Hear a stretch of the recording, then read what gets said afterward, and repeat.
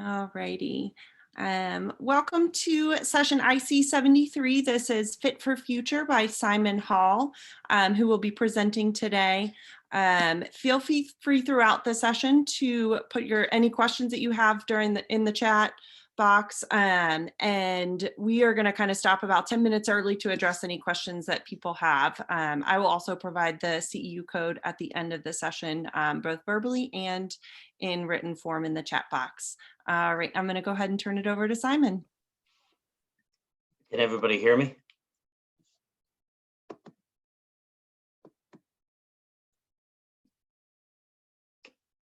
Okay, I hope you can hear me.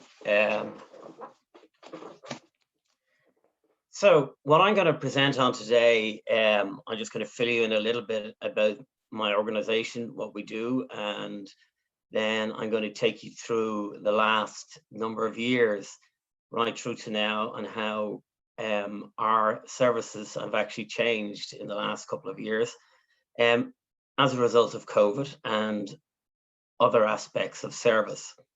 So I'm just going to give you a brief history of who we are, what we do, and also I just we also run the European Seating Symposium, which is actually live this year in June in Dublin. So I hope to see you all there. Okay. Okay, I've got a problem here. Okay. So I work for an organization called Central Media Clinic. We are a government organization, so all of our funding is public funding. It was established first in 1952 to serve the nation during the polio epidemic, and it is primarily started as a service for children, but the children grow up and then they become adults. We work as an interdisciplinary approach, which means that everything is in-house. So this is a map of Ireland, if anybody doesn't know that. So we have places all over Ireland, and that kind of is where we were a couple of years ago. And then we changed around. And these have where we have hubs. Now, I know for Americans, you'd think that Ireland is a small place. And it is, because you can go from the tip in Donegal to Cork, which would only be about 300 miles. But that would take you the best part of a day to get there. So it's still quite rural outside of Dublin and the major cities like Cork and Galway. But so for people to get to Dublin, if you were driving from Galway to Dublin, that will take you 2 hours, and then to get across the city to where we were, it could take you another 2 hours. So we have a national service. We offer assessments and recommendations for assist technology, and we also do wheelchair and seating systems. Our assistive technology is based around practical solutions in all aspects of mainstream, from power mobility, computer access, alternative communication, etc. We also look big time at the integration solutions in homes and the local environment, because nobody stays within their home, nobody stays within their school, and nobody stays within the clinic. So whatever we do, we try to incorporate it. And technology has advanced in the last number of years. Our focus is on the client. Now, I think that's a very easy thing for people to say. However, we lobby our clients on a daily basis, like outcome measures, etc. But the most important thing is that we're providing the service that they want in the way that they want it and where they want it. And as I go through this talk, you'll see how it all kind of developed. We are a big organization. We employ, well, in Ireland, we're a big organization. We employ over 600 people. And the 600 people that we would have are based around the country in various hubs. Dublin being Dublin North being our biggest hub, we'd have 420 people on site there. And we have on average about 4,500 clients that we cater for every year. And how we're funded is anybody who comes to our service, it's a free service. Everything is free, and anything we want, we apply to the government for funding. And that can normally take, you know, anything from 6 weeks up to 6 months, depending how big the bill is going to be. And they provide us with the staffing, etc. This was probably one of the pioneering organizations for people with disability in Ireland. And when I say pioneering, because we have a multitude of multidisciplinary staff. Our, as we call them, our ancillary staff. Now, the orthopedics really enjoy when we call them that, as you can tell.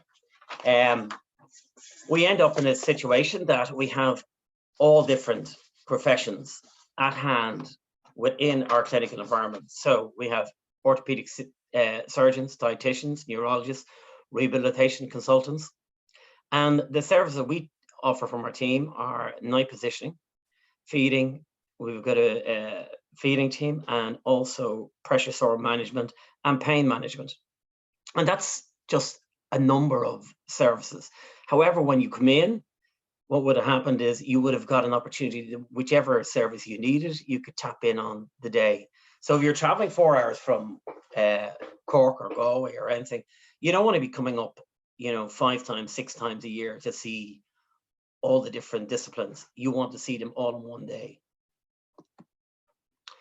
Within my area, I have clinical engineers, electronic engineers, and we've got clinical engineering technicians, occupational therapists, physiotherapists, and I've left out speech and language therapists. And again, this is a breakdown of our clients. As I said before, we were primarily pediatrics. Now, 67% of our clients are adults. So that changes the whole dynamic of our service and changes the whole dynamic of what we need to provide. So we have specialist equipped vehicles as well.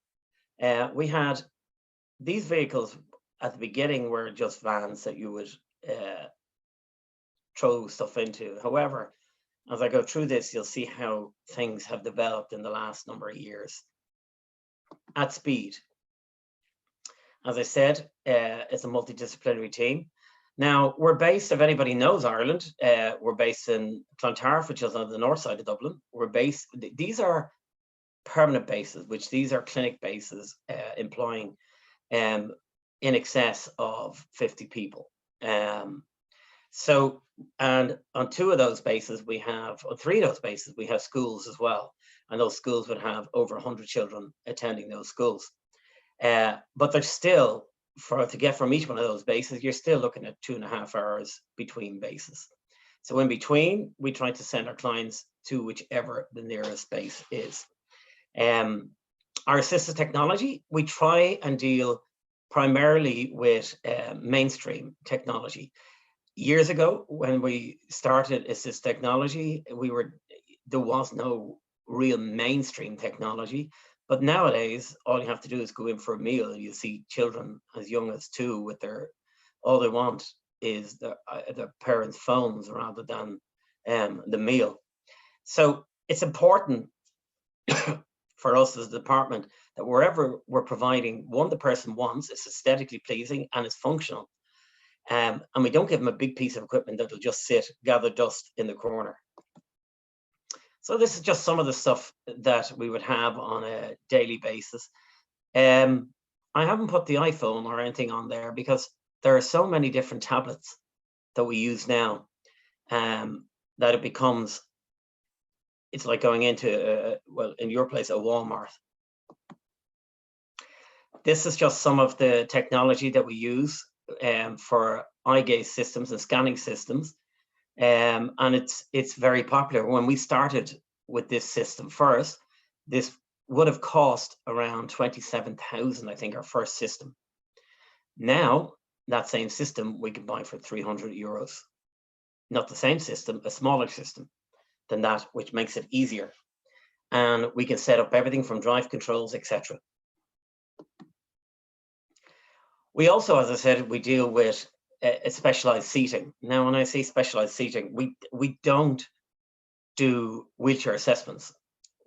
You only come into our clinic if you require postural support as well, or you've got a particular problem. So you're seen by primary care therapists to provide a standard wheelchair. If you need something different and they can provide it, then you would be sent on to our service where you would get your more complex and supportive type seating. These are just some of the pressure systems that we use. And then I would say that 40% of our client base, we would do molded seating. Molded seating comes in all shapes and sizes, and we use about 4 different types of companies, from hard shell, soft shell, and dynamic shells. And that works extremely well. You can see on your right or your left, the green seat, this would be the normal kind of presentation of the children that would attend. So you can see why the shape is quite complex. And we don't, the ABS, which is the one on the left hand side, that's a multi-adjustable seat. But again, we would use that when we need to change the shape at a later stage.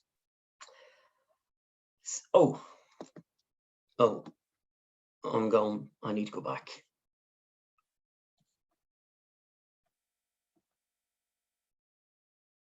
Okay, so as I said, the majority of times when we were looking at home working systems and the whole lot were for people with limited mobility. That certainly changed in 2020. I think the first time that we were talking about Zoom calls was probably 2019. We would have used Skype, all right. Zoom was not in our realm, or Teams, or any of the others. However, I left Vancouver, I think on the 13th or 12th of March in 2020.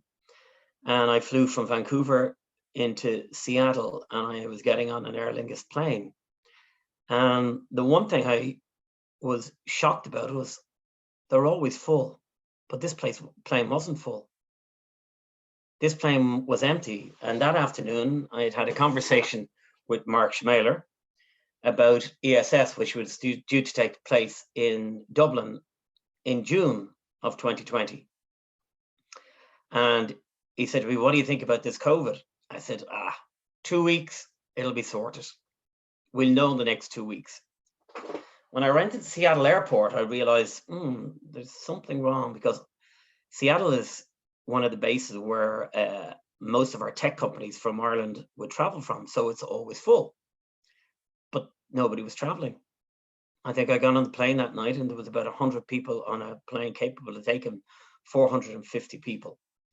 So reality started to kick in that, it hadn't hit Ireland now at this stage. We haven't had one case at this stage in Ireland. So anyway, when I got home, within 2 days, we knew that first case arrived in, and then within a couple of days, we only really at the very beginning of this pandemic went to about 200-300 cases. However, the 200-300 cases was enough for the government to panic, because the photos were coming out of Italy and all the other countries. And I had just come back from Japan earlier on in December, and they were starting to talk about it, and I don't know, it's obviously the other side of the world are really talking about this. And if you had have asked me then, what are our services like? Are they fit for future? Yeah, we would have said yes, 100%. Our services were fit for future. And then the world changed. The services literally it was St. Patrick's Day in Ireland, which, if you all know, St. Patrick's Day is a huge celebration over here. I mean, it's mental. In fact, I never stay in Ireland for it because it's messy. So on the day before St. Patrick's Day parade was called off. The week preceding that, there was a big Cheltenham Festival in England, and an awful lot of people went to that. However, that was just the problem. When everybody came back in, the numbers started to shoot up. And on the night before St. Patrick's Day, our country closed down completely. And then we all had to get used to this COVID-19. Never heard of it, apart from that was something that was happening in China or somewhere else. It was never going to hit here. We'd all been prepared before for SARS and the bird flu, etc. So again, we genuinely didn't think that this was going to be as big as it was, and how it was going to shape our lives and our clients' lives up to now. And by the way, just for note, Ireland opened up 2 weeks ago, everything, which was absolutely amazing. And our numbers haven't gone up since we opened, but because Omicron came in just before Christmas, and that Christmas figures were huge. But now it's subsiding, where the figures were huge, but the admittance to hospital was small. So straight away, no warning. So we needed to think fast. At this stage, all the staff, we were looking at remote assessments. We were looking at telehealth. We were looking at social distance appointments, staff redeployment, and what was actually happening out of our clinic were that the government were looking for staff to be redeployed into swabbing centres and different areas. But at the time, I said, if I do this, that means that I can't cater for our clients. So I said 10% of the staff we will give to the national cause, but the rest we needed to find a way to get our services out to people. At that stage, we'd never done virtual assessments or anything like that. So we had to start from scratch. Within 2 weeks, we were up and running with telehealth assessments, and that worked extremely well, because even the fact that we could touch base with people was a huge aspect, because an awful lot of places were closed. I mean, every service, every hospital, I mean, everything, apart from for COVID patients, everything else was closed, all services, and people were all furloughed and working from home. So, you know, we used to give out in this country, because on Good Friday, all the pubs closed. Nobody ever thought that the pubs in Ireland would be closed for 18 months in total. The other thing is that we couldn't get hold of supplies. We had a double whammy, because earlier on that year, Brexit had hit, which was when the English pulled out of Europe. An awful lot of our supplies would have come through, used England as a land bridge, and that Christmas everything started to slow up, because the Europeans, it was political more than anything else. So we weren't getting the supplies of equipment. But even at that, we couldn't get hold of suppliers, because an awful lot of suppliers were furloughed as well. But the change that we really did see, which was the good part, was that it was everybody in the world was affected. Didn't matter how much money you had, you could not get away from this. But not only that, the governments were now willing to put money into health and every aspect of health. At this, we could never have imagined how much money was going to be put into our technology, etc. And that gave us the opportunity to make sure that every staff member had their own computer. We were already computer based, but they were all desktops. So now we went to laptops, and now we went to laptops, the usual screens, etc., where you could actually work from the car, you could work from home, you could work from wherever, and you still had access into all your clinical notes. But we also needed to get out to the people. Sorry.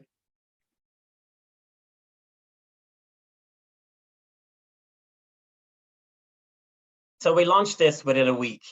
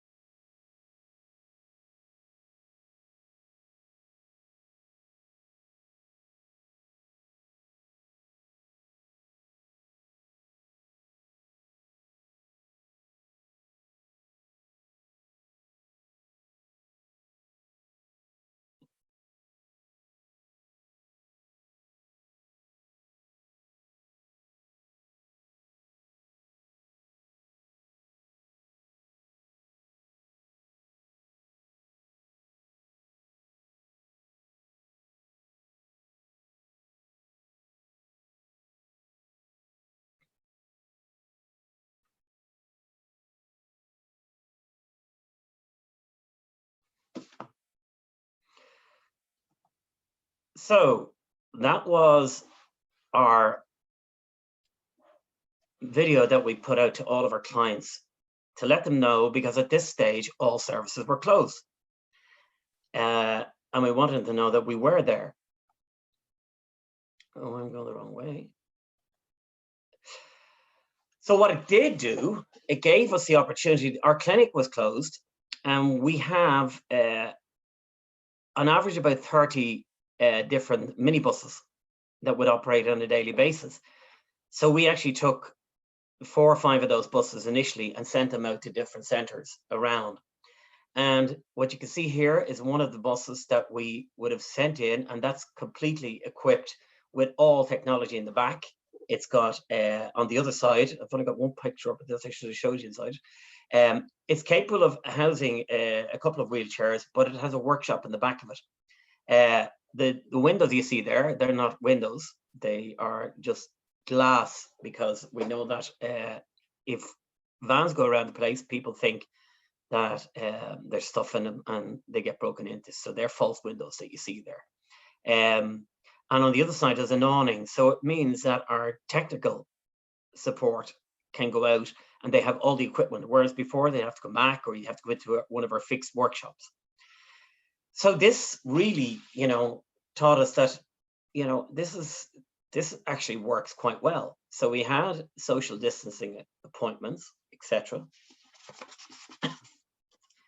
And we had all the gambit of what we were doing. The thing was, we could not bring people into clinics because the clinics at this stage, some of our clinics were now swabbing centers.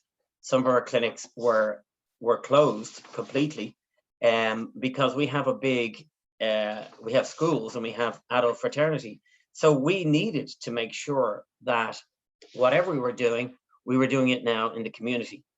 And it gave us the opportunity to set up outreach services quicker than we had done before. Normally, our outreach services, we would go for a day here, a day there, and there was nothing solid about it. We would only go, the deal was that if we 3 people, we'd go out to a particular area. But this then started to change, because with COVID, there was no community services. So we started to get cooperation and appropriate funding from the outreach services, whereas before everybody used to hold on to their funding. But now at this stage, we were now applying for funding. We would have had, I'll give you for instance, we would have had a waiting list in one of the certain areas of the country, and it could have gone over a year for aids and appliances. The minute that the COVID outbreak, that waiting list was cleared. Over 130 clients, which gave us an added problem. We had these clients all had to be seen. We introduced a priority system as well. So pain and pressure were the 2 main priorities that we would have used with regards to people requiring a service. And the rest of the service was operational out of these vans. We also, at the beginning, we had a problem with regard to PPE. We didn't have the PPE that we needed. Masks were extremely difficult to get hold of, and gloves after a couple of weeks. In fact, the Irish government sent 4 or 5 plane loads out to China. The first shipment that arrived in China would have been used within the first couple of weeks. So we did have a problem, and I presume it was the same in every healthcare system around the world. But the most important thing was that we had started to establish these services where we would never have had them before. So we can, instead of our clients, one, having to come in and drive to Dublin or drive into a local centre, that could be anything of an hour's drive, we were now seeing them literally within their own environment. And it gave us the opportunity to actually look at this as a new way of working and new ways of working. But it wasn't only with regards to reducing travel time. We also ended up in a situation that the people that we were seeing weren't exhausted when they came to Dublin or one of the other centres. So we were seeing them in the best possible physical condition, because they didn't have to spend 2-3 hours in a car and get up at very early in the morning to make it to Dublin. But one of the biggest aspects of it was the fact that 9 times out of 10, the local team wouldn't travel, because they couldn't travel for one client when they might see 5 people at base. But now we had the opportunity to actually work alongside the actual local team, and they would have collaborated with regards to these assessments. And the clients at this stage, post supply, it meant that they had the support of key workers locally, and they had support of the services locally, whereas before they'd be making that track back up to Dublin. And this was a huge benefit for us.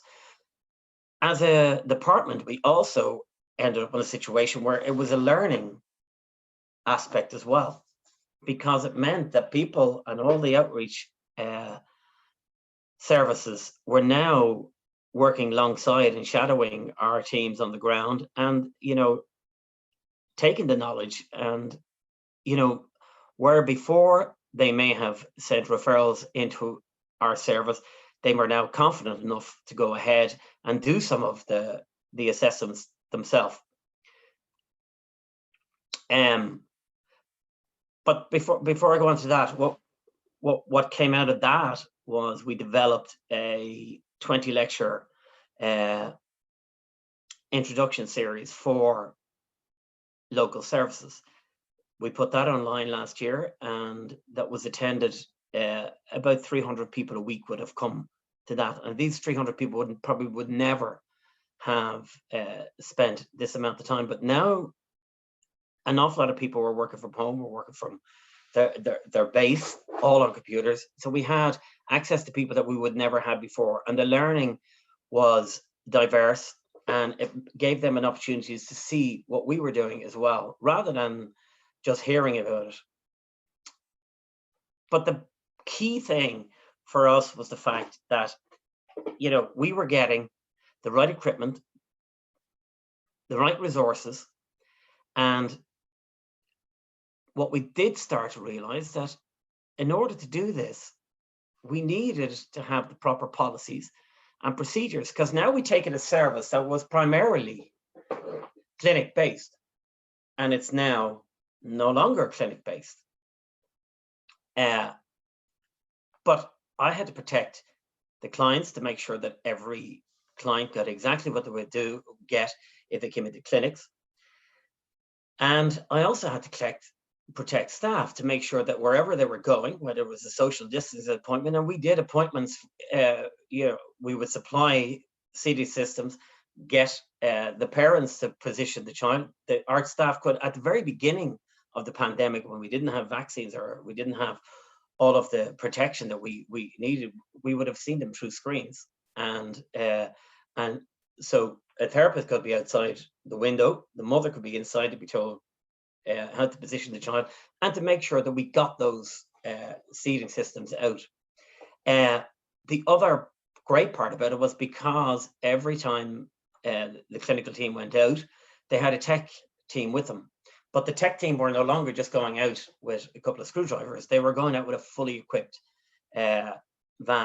Now, each one of the vans has every aspect of what they require to do their job.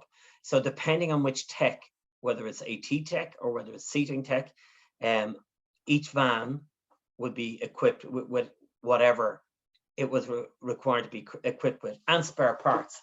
So you didn't have to keep coming back to the clinics around the country to repopulate and restock.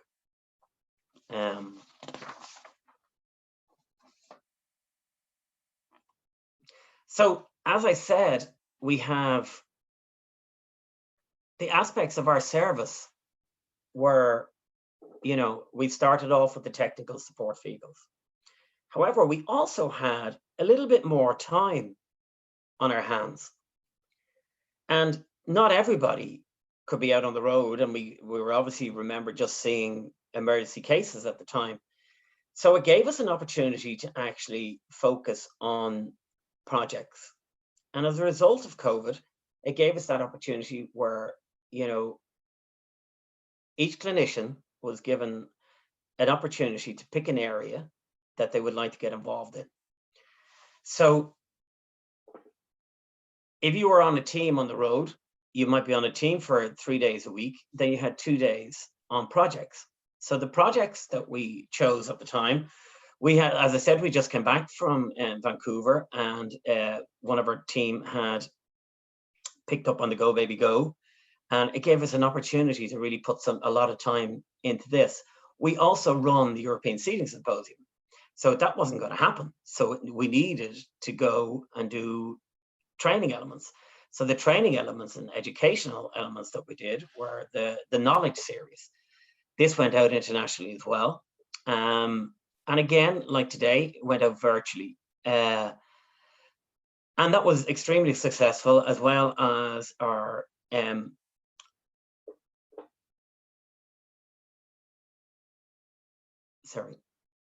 as well as our core duties. So we were still seeing people. On average, we were also doing an awful lot of virtual assessments. So every day, if there was a virtual assessment on, and they would be triaging the teams as to what was required. And then we'd say, okay, we'll send out a team, and then we'd send out a team. So we had the virtual assessment going on.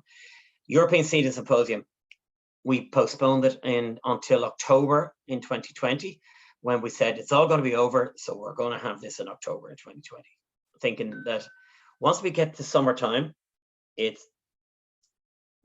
we're out of the woods. Well, we all know that wasn't true.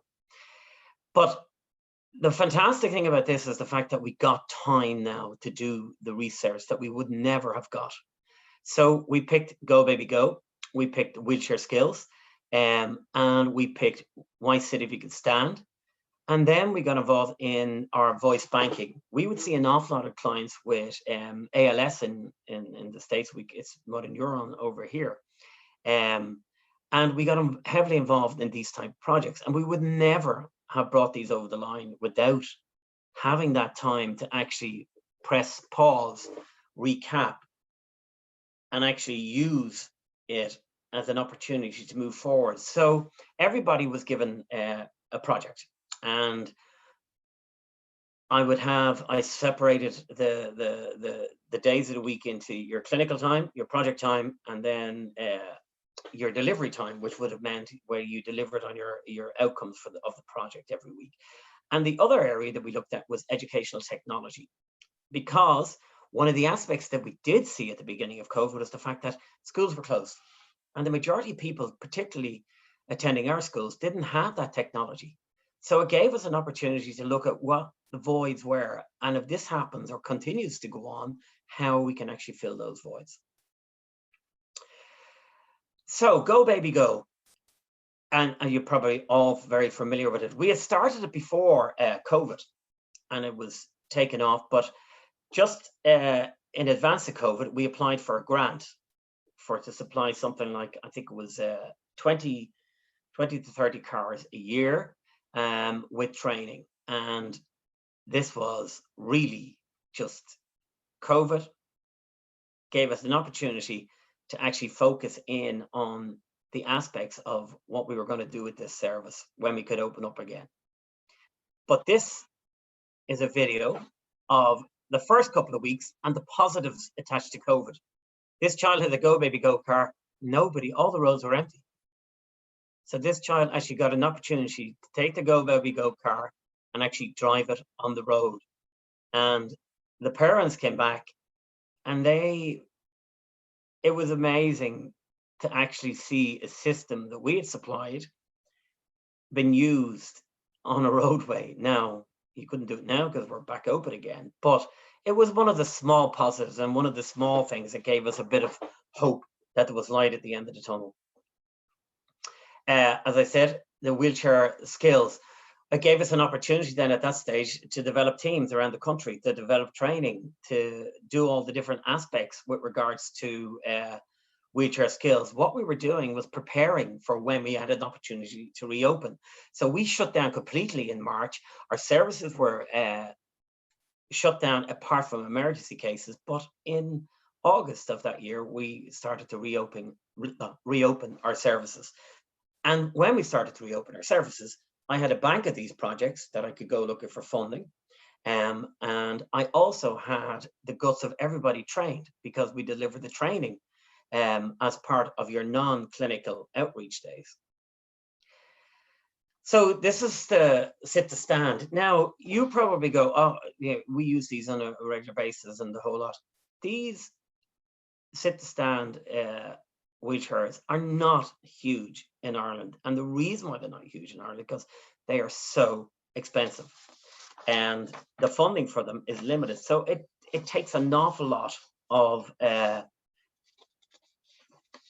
persuasion with the government to actually get the money to actually purchase one of these. But we worked on this project. We had delivered what we were doing, the projects in Pittsburgh the year before. Sorry. But it gave us time to do that research that we needed to do.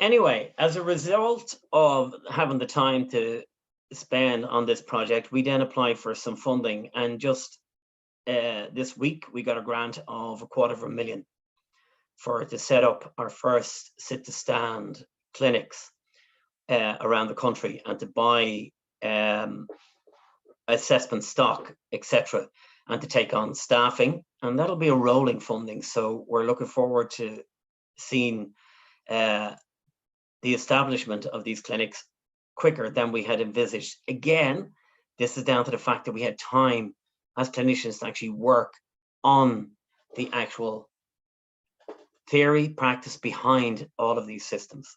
And at that stage, we were able to go to government and look for funding.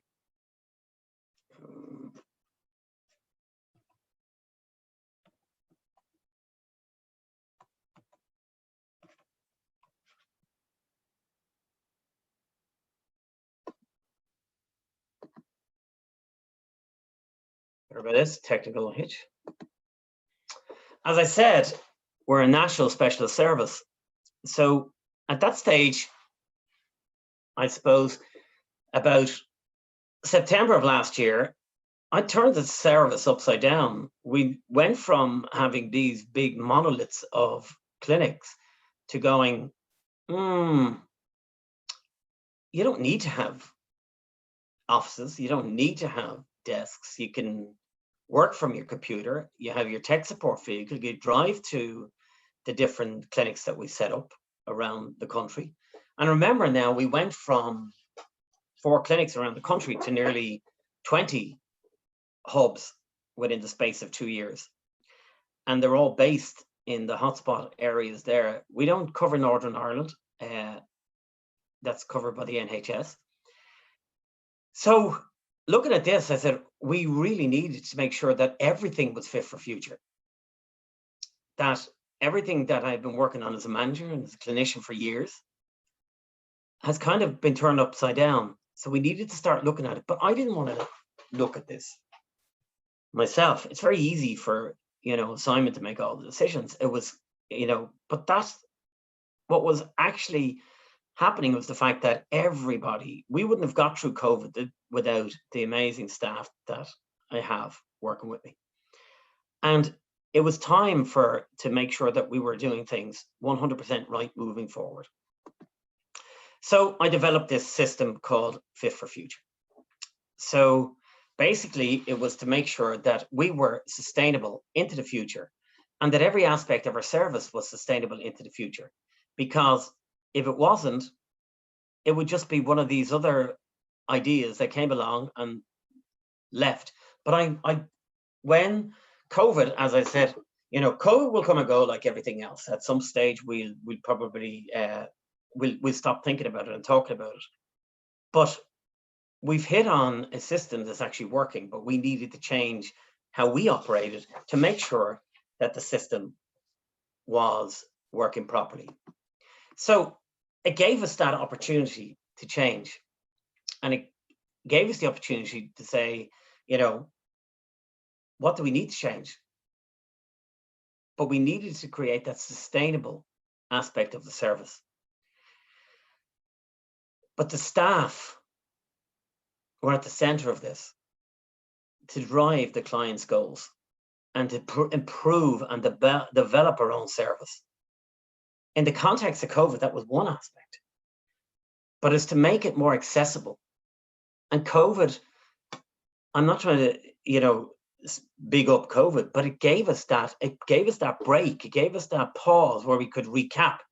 At the beginning of COVID, I started on a health kick myself. I dropped 5.5 stones since the beginning of COVID. And it just gave me an opportunity to focus in on myself different, whereas before you're running around constantly. So as a service, we develop an awful lot of services. We provide an awful lot of services. We've got education, research, service development, but the most important aspect of that is the service delivery and how we deliver that service. So we got the staff together, and the staff picked 4 areas that they would like to work on. And these are the areas that I had brought forward in the first place, because if we look at our referral system, we could be very busy fools, seeing the wrong people in the wrong place at the wrong time. So our referrals needed to be tight. So we put a group went together to look at the referral system. And then we needed to look at the actual services that we were providing, the structure of the service. I did not want the service to be different. So you always get, I want to go to the Dublin clinic. Everywhere, if I bought one piece of equipment, it was the same in every service. And that's where it gave us the opportunity with the mobile clinics, because we had all the equipment on board. You weren't going to a substandard service, but it was the structures of those services. So when you're changing a service, you have to have all of the knowledge behind it. So we had to do the SOPs, standard operating procedures, small things. And I'll just give you a quick snippet of that. So basically, when somebody goes out to a clinic, we would send a health and safety team first to make sure the clinic is fit to work in, that the staff are working in the same environment, that the clients will have proper facilities when they arrive, and we have everything at hand to work in this. The different types of clinics, what clinics are we going to continue to do, and what clinics are we going to stop? But underpinning all of this, now, when I was setting this up, I said, I'm going to give 4 days for each group to meet. You get 4 days, you meet for your 4 days, and you decide what needs to be done at that 4 days, because it was a 4-month project, because I wanted to stop it and launch then straight away. So the structures of the service would also evolve. The different types of clinics would mean that we don't have the same clinics operating on a daily basis. So you would have a grid. So you could have a multi-clinic one day operating in one center, but these were all defined. The referrals were now centralized. There were no referrals coming into different bases. I centralized all the referrals. They were national referrals, but it meant that we could take the referrals that we shouldn't be seeing and put them back into community who should be seeing them, or somebody who could be on our wait list for a long time where they could be dealt with by community. But every aspect of that needed the structure. The structure needed to be the proper referral forms, the proper terms of reference, all the different aspects. But underpinning this was the competency structure. So this gave us the opportunity. So what referral criteria were we going to use? Waiting list review. Every waiting list that we had, I had completely reviewed. Every person contacted to make sure they still require our services. New referral forms were made. and everything was made electronic this time. Nothing was in paper form. So all the referrals, and then the re-referrals. The re-referrals had a capping on them, in the sense that if somebody was coming back in for a referral on too many times, we were asking, okay, is there something wrong here? And do we need to look at the competencies of the staff that are on that? So it wasn't just about looking at the actual service, it was how we examine those services and how we audit those services. And then for that, we needed new standard operating procedures. So that was part of the policies and procedures, and this group worked on that. And then we had a discharge policy, in the sense that when somebody came to us, after we finished, if you came for one aspect of service, that was it. You were discharged directly afterwards, and then if you would have to be referred back in. So we weren't operating backwards. We were thinking forward all the time. And two, the standard operating procedures. So every one of our clinics that we set up, we developed the same policy for every clinic in every place, except a different name on the top of it, but they followed exactly the same criteria, so that you wouldn't get a clinic, say in Mullingar, that was seeing people of a P2 or a P3, where a P1 was waiting in Dublin for 6 months. The equilibrium of all of this had to be the same, so that people couldn't say, I want to go to the Mullingar clinic because it's less of a waiting list. We made it so fluid that if now every member of staff has been told, you don't work in Clontarf, you work for the department. You're based there, but you might have to come to Dublin, or you might have to go to Waterford, or you might have. So everybody became mobile, and it meant that the staff working in different areas, who probably only met at conference at different times, or when we called big staff meetings, they were now seeing each other on a weekly, monthly basis. So when we would have set up an outreach service, it was a consultative service. The reason why we would have set up, when we set up the service, like I'll give you, for instance, in Navan, we would have had 57 clients coming from Navan into the Dublin centre. We then changed that into the Navan clinic. Now, one person only has to go out to that clinic because he's working with the local team. We would normally send a team of 2, but we send, depending on what that clinic needs, everything is modular. So you might need an engineer and an OT, you might need an engineer and an SLT, you might need an engineer and a physiotherapist. So that's what makes all of this. So these are the work streams that number 2 worked on. Number 3, the different types of services that we provide. So this was a grid of our week, of our day. So this grid would tell you, you had molding, it could be a molding clinic, could be alternative access clinic, could be probability clinic, manual clinic, high performance wheelchair clinic, adult neuro clinic, AAC clinic, etc., etc. But the thing was that because all of these are set in tablets of stone, it meant all the equipment that was required, or any of the vendors that we needed to bring in on the day, they know this a year in advance now. It doesn't get changed. And when somebody, our cancellation policy changed as well. So we would contact you a week before clinics. If you don't respond, we cancel your appointment. We don't give you an opportunity not to turn up. And then we have within an hour cancellation and within 2 hour cancellation. So we tend to run 100% capacity clinics all the time. No appointments are made by clinicians. They're all made by admin. And these were set up by the team. And then the only work stream that continues after, now I was due to launch Fit for Future last Tuesday, and I didn't, because the country opened up again and I was going to do it virtually. And I said, no, I want to get the team together. So instead of putting all the team together, I gave them the day off for mindfulness, so they could go, because they've been fantastic over the last 2 years. And it would be the only opportunity, because it was already in the diary that clinics were closed for the day, for it to launch Fit for Future.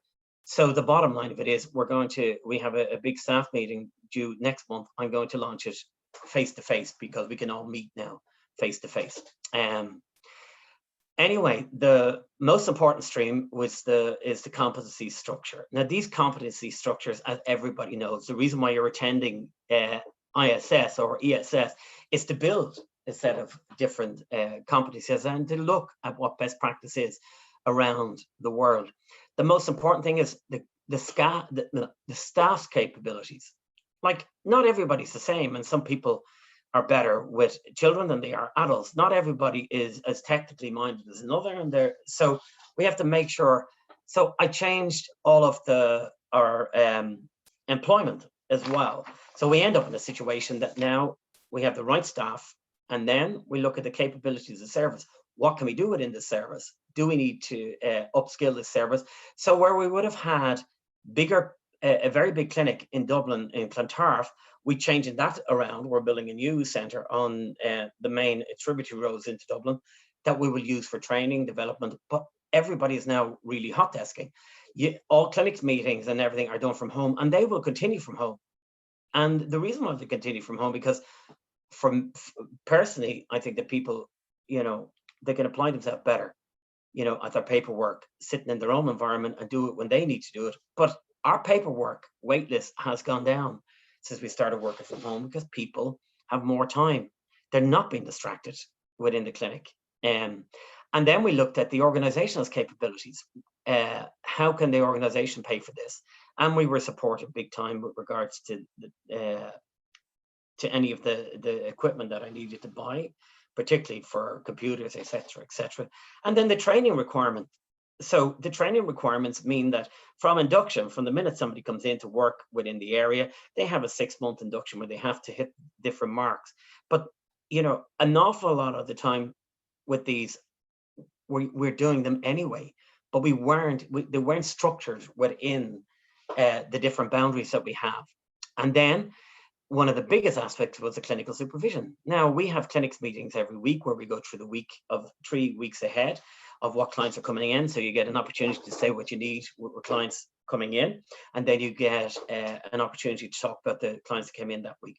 So to develop this, we needed to rechange all of our forms, as I said to you already. I realize I'm running out of time here. We changed all of our forms and our supplier specifications, etc. Everything. We turned everything upside down. And the reason why we did this was because, honestly, we were given that chance. It gave us that opportunity to make the service fit for future. And every service now really needed to be based where the person wanted it. So what we want to do is make sure we had the right people in the right place at the right time, doing the right thing. But behind that was all the different aspects, was the competencies, etc. But the great part about it was the buy-in from the staff, because they developed all of the different strands. They are the ones that developed all of the different grids. They're the ones that developed the policies. Obviously, they come back. I put 2 coordinators within the department. They went to every meeting. So you might be on one group, but we had 2 coordinators, so they would have taken the key points from every meeting, merged them back in. So as you work in your silos, you got a chance to matrix that afterwards. And we launch all the different, everything has been launching as we go along. However, the official part where we do away with all the other systems and all the other process, procedures and policies will be on the 12th of February, when we get a chance to meet each other face to face. And that's me.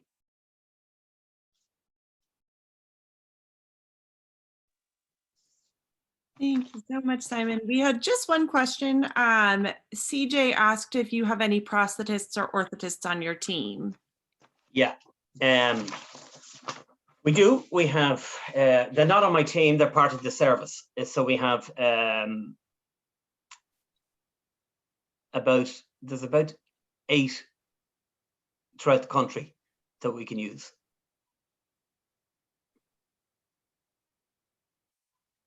Alrighty, and if we have any other questions, feel free to pop those into the chat. I will also give out the CEU code.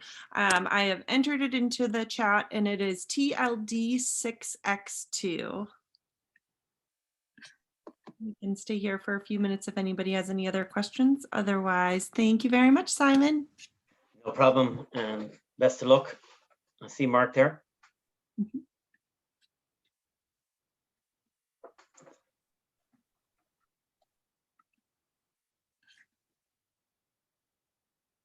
Hey, Mark.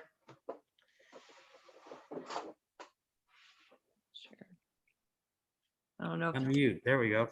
There we go. Mm-hmm. Can you hear me? Yeah, I can hear you. How are you? Good. Good job, Simon. I got Colonel Fisher here too. Yeah. Hey, what's going on? How you doing, Simon? Great to see you. Great seeing you too, buddy. Good. It's Always a pleasure. Ireland's back open again, thank God. I think Thank we're still God. being recorded, so don't say anything rude. No, it's been a hard 2 years now, but I mean, it's Yeah. at the same time, it's different. I'm looking forward to you guys coming over. I had your daughter Yeah. over with me. Yep. She Yeah. still talks about it. She's She should have come to college over here. She told me what you pay for college over there. I went, mother of God. yeah. Hey, Rich. Hey, you guys are recording, by the way. Are we? Yes. Well, we're not going to say anything. Hey, Tell the moderator. Moderator, stop recording. We'll get a bunch of participants. That's What's all it right. like Requested. I'm managing this? gonna turn off now. Hey, Becky, thank you. Thanks, Becky. Thanks, You can Becky. stop recording. Absolutely.